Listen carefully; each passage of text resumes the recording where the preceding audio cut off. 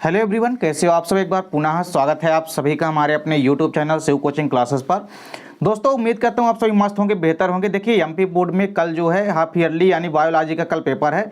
तो देखिए पेपर से पहले आपको मात्र इतने क्वेश्चन पढ़ के जाने हैं और यदि आप इन क्वेश्चनों को पढ़ के जाते हैं तो डेफिनेट रूप से आप एक अच्छा स्कोर कर सकते हैं बायोलॉजी पेपर में।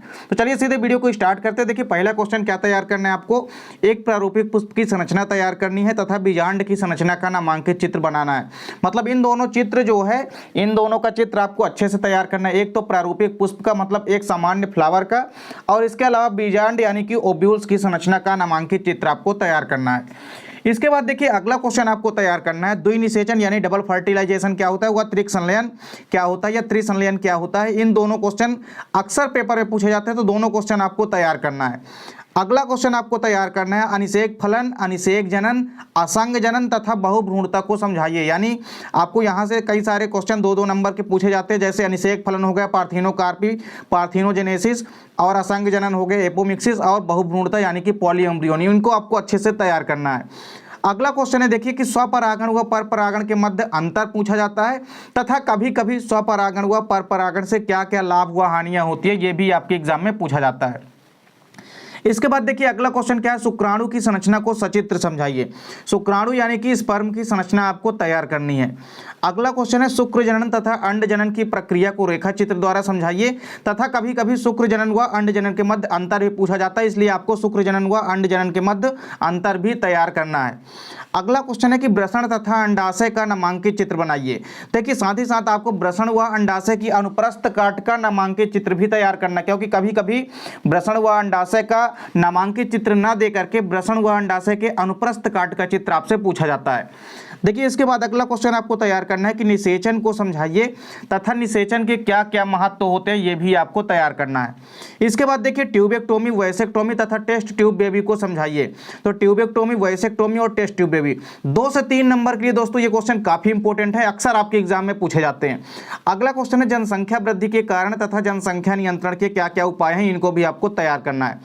नेक्स्ट क्वेश्चन आपको तैयार करना है एमनियोसेंटेसिस क्या होती है, एमनियोसेंटेसिस विधि का क्या महत्व है, ये भी आपको लिखना है। अगला क्वेश्चन है निम्न यौन संचरित रोगों पर टिप्पणी लिखिए। पहला है एड्स, दूसरा है सिफिलिस, तीसरा है गोनेरिया।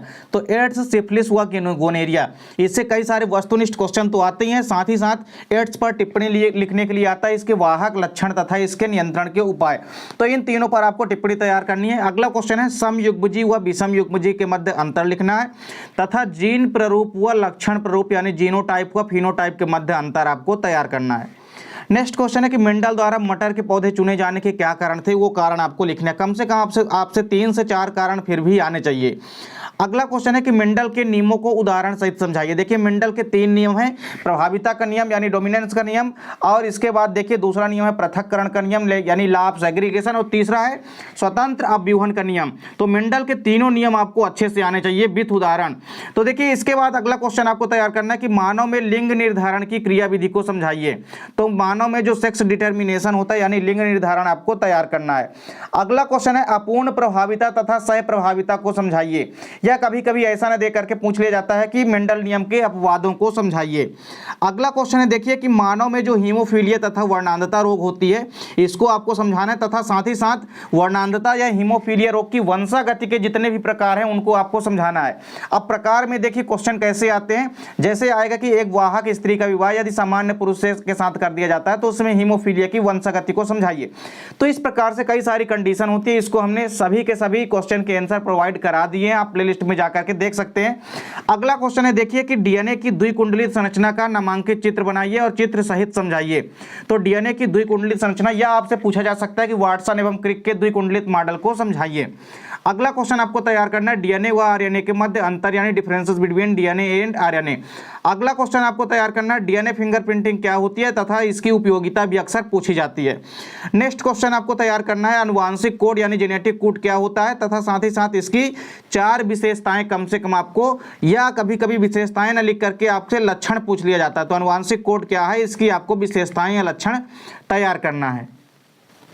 अगला क्वेश्चन तैयार करना है कि समजात अंग, समवृत्ति अंग व अवशेषी अंग क्या होते हैं, इनको उदाहरण सहित आपको तैयार करना है। नेक्स्ट क्वेश्चन है संयोजक कड़ियां किसे कहते हैं यानी कनेक्टिंग लिंक क्या होती है, इनको एग्जाम्पल सहित आपको समझाना है। अगला क्वेश्चन है व्यसन या एडिक्शन क्या होता है। व्यसन के या एडिक्शन के प्रमुख कारण लिखिए, क्या क्या कारण होते हैं व्यसन के। अगला क्वेश्चन है कैंसर क्या है, इसके लक्षण तथा इसके प्रकारों को भी आपको समझाना है, यानी कैंसर के कितने प्रकार होते हैं उनको भी आपको समझाना है। अगला क्वेश्चन है स्व प्रतिरोधकता और साथ ही साथ इंटरफेरॉन। ये दोनों ऐसे क्वेश्चन है कि आते ही आते हैं अक्सर एग्जाम में, तो इन दोनों क्वेश्चनों को आप तैयार करना है। स्व प्रतिरोधकता और इंटरफेरॉन को आपको अच्छे से तैयार करना है। नेक्स्ट क्वेश्चन है कि निम्न पर टिप्पणी लिखिए। देखिए छोटे छोटे क्वेश्चन है जो कि 2 से 3 नंबर के लिए अक्सर एग्जाम में पूछे जाते हैं। पहला है औषधि व्यसन, दूसरा है एलर्जी है, एलर्जन क्या होता है, इस पर टिप्पणी लिखना। तीसरा है टीकाकरण यानी वैक्सीनेशन क्या होती है। अगला है साइकोट्रॉपिक औषधियाँ क्या होती है, इस पर टिप्पणी लिखने के लिए। तथा साथ ही साथ एक और आपको ध्यान देना है कि सामक औषधियाँ क्या होती है, इन पर आपको टिप्पणी तैयार करना है। नेक्स्ट क्वेश्चन है देखिए खाद्य श्रृंखला व खाद्य जाल में आपको डिफरेंस बताना है, यानी डिफरेंस बिटवीन, यहाँ पे देखिए खाद्य व जैव उर्वरक के मध्य अंतर आपको तैयार करना है।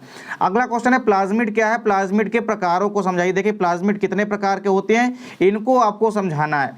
अगला क्वेश्चन है डीएनए पुनर्योजन तकनीक क्या होती है, इस तकनीक में कितने कितने उपकरण शामिल होते हैं, उनके आपको नाम लिखने हैं। नेक्स्ट क्वेश्चन है काफी इंपॉर्टेंट पीसीआर यानी कि पॉलीमरेज श्रृंखला विक्रिया क्या होती है, पीसीआर अभिक्रिया को समझाइए। इसके बाद देखिए अगला क्वेश्चन आपको तैयार करना है जीन क्लोनिंग क्या होती है, जीन क्लोनिंग के कितने महत्व हैं वो आपको तैयार करना है। नेक्स्ट क्वेश्चन है स्टेम सेल तकनीक क्या होती है, इसकी आपको उपयोगिता लिखनी है। नेक्स्ट क्वेश्चन है ट्रांसजेनिक जीव क्या होते हैं, यानी इसको कभी कभी ट्रांसजेनिक जीव ना दे करके ऐसा पूछ देता है कि आनुवांशिक रूप से रूपांतरित जीव क्या होते हैं। तथा ट्रांसजेनिक फसलें पौधे क्या होती है, ट्रांसजेनिक फसलें और पौधे व सब्जियों को उदाहरण सहित आपको समझाना है। इसके अलावा ट्रांसजेनिक फसलों के क्या क्या लाभ व हानि होती है ये भी आपको तैयार करना है। नेक्स्ट क्वेश्चन है यहाँ पे 2 काफी इंपॉर्टेंट अंतर है जिनको आपको तैयार करना है। पहला है समष्टि व समुदाय के मध्य अंतर, दूसरा है अनुहरण व छद्म वर्ण के मध्य अंतर, तो दोनों अंतर आपको तैयार करना है। नेक्स्ट क्वेश्चन है कि जलोदविधि और मरुदविधि पादप क्या होते हैं, यानी हाइड्रोफाइट्स और जीरोफाइटिक प्लांट क्या होते हैं, इनमें पाए जाने वाले आकारिकी व शरीर की अनुकूलन को समझाना है। नेक्स्ट क्वेश्चन है ट्रैफिक लेवल किसे कहते हैं, यानी पोषण स्तर क्या होते हैं, पोषण स्तर को समझाइए। काफी इंपॉर्टेंट क्वेश्चन है, अक्सर एग्जाम में पूछा जाता है। नेक्स्ट क्वेश्चन है खाद्य श्रृंखला व खाद्य जाल को विस्तार पूर्वक समझाइए तथा आपको खाद्य श्रृंखला व खाद्य जाल के मध्य अंतर भी आपको तैयार करना है। नेक्स्ट क्वेश्चन है कि किसी भी पारिस्थितिक तंत्र में ऊर्जा का प्रवाह कैसे होता है, ऊर्जा प्रवाह को समझाइए। यह कभी कभी क्वेश्चन को ऐसे घुमा देता है कि पारिस्थितिक तंत्र में ऊर्जा हानि को समझाइए। नेक्स्ट क्वेश्चन देखिए तालाब व वन परितंत्र में जीव संख्या व जीव भार के पिरामिड को समझाइए। देखिए किसी भी तालाब के परितंत्र यानी कि इकोसिस्टम में जीव भार व जीव संख्या का पिरामिड कैसा बनता है ये आपको समझाना है। अगला क्वेश्चन है ऊर्जा का पिरामिड कैसे बनता है समझाइए। तो ऊर्जा का पिरामिड आपको समझाना है कि किस प्रकार से बनता है, चाहे वो आपसे वन परितंत्र में पूछ ले चाहे तालाब परितंत्र में पूछ ले, दोनों में आपको देखना है कि ऊर्जा का पिरामिड कैसे बनता है। अगला क्वेश्चन है पारिस्थितिक तंत्र में जैविक घटकों का वर्णन कीजिए। तो पारिस्थितिक तंत्र के जितने भी जैविक घटक यानी कि बायोटिक कंपोनेंट है उनको आपको तैयार करना है। नेक्स्ट क्वेश्चन है अनुलेखन तथा अनुलिपिकरण को समझाइए। इसके अलावा आपको अगला क्वेश्चन तैयार करना है अपरा या प्लेसेंटा के कार्य लिखिए।